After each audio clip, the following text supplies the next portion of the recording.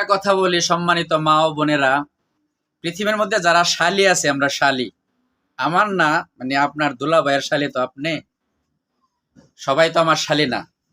তো যারা আমরা শালি রয়েছি, অর্থাৎ আমাদের যাদের দোলা ভাই আছে, দোলা ভাইয়ের সামনে মেহরবানি করে আপনি যাবেন না, ডাকলে কাছে যাবেন না, পর্দা করবেন, হিজাব করবেন।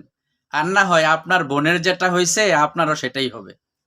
যদি আপনার সতীত্ব আপনি হেফাজত না করেন, অহরহর দোলাভাইদের সামনে আপনি উঠা বসা করেন, আসা যাওয়া করেন, তাহলে আপনার চরিত্রের মধ্যে হামলা আসবে। অনুরূপভাবে চাচাতো, জেঠাতো, মামাতো, ফুফাতো, খালাতো ভাইয়ের সামনেও যদি এরকম ভাবে অনায়াসে সমানে দেদারসে যেতে থাকেন, তাহলে আপনার চরিত্র বা আপনার ইজ্জতের মধ্যে হামলা আসবে। এটা আপনার নিজে বুঝে চলতে হয়। আপনি বালেগ হয়েছেন, এখনো কি আপনি বুঝেন না কোথায় যাওয়া লাগবে, কোথা থেকে আপনাকে হেফাজত করতে হবে? এজন্য আপনি বেঁচে চলেন, ওদেরকেও বাঁচান, নিজেও বাঁচেন। জাহান্নামে বেশিরভাগ মহিলা সম্প্রদায় যাবে।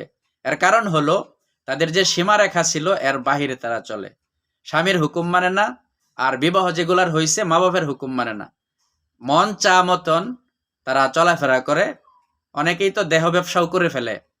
বিভিন্ন আবাসিক হোটেলের অ্যাডভার্টাইজ তারা ইউটিউবে ভিডিওর মধ্যে বিভিন্ন জায়গার মধ্যে করে।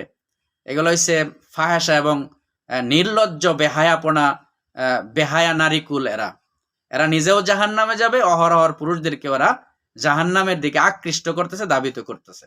এই জন্য তোমরা সংশোধন হও, নিজের ইজ্জতকে হেফাজত করো, অন্যদেরটাও তোমাদের দ্বারা রক্ষা পাক। তোমরা যদি বেঁচে থাকো, অন্যরা এমনিতেই বাঁচতে পারবে। আল্লাহ সকলকে আমল করার তৌফিক দান করো।